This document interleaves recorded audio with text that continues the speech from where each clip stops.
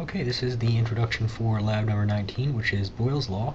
And Boyle's Law is pretty straightforward. It pretty much says that as long as you hold the temperature constant, that the pressure times the volume of a gas is always going to be equal to the pressure times the volume. And that's exactly what we're going to be doing. We're going to have some gas at some pressure and volume.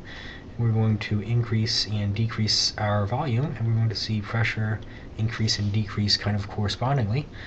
So I just have you essentially do that. You're going to have some gas, you're going to measure the pressure, or the volume and the pressure, and here you're just going to take the pressure times the volume and just mess around with a whole bunch of different volumes, see how that changes the pressure, and that number right over here should be a constant.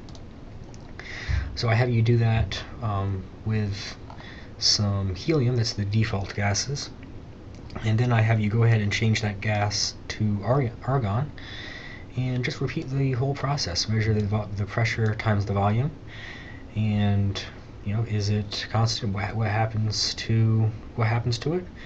And then I just have you try it at a different temperature. So I have you click on a temperature button, slide the temperature back down, and then mess around with the volume again. And same thing. You're going to measure a whole bunch of different volumes, a whole bunch of pressures, and see if the pressure times the volume is a constant for this particular setup.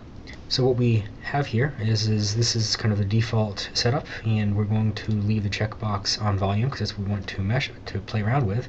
And we're just going to increase the volume, and we're just going to measure all those pressures right here for it. We're going to switch it to argon, and we're going to do the same thing, measure volume and pressure right there. And last but not least, we're going to take the temperature. We're going to drop that temperature all the way down. We're going to go back to volume, and we're going to see if Boyle's law still holds, just kind of reading those two guys off.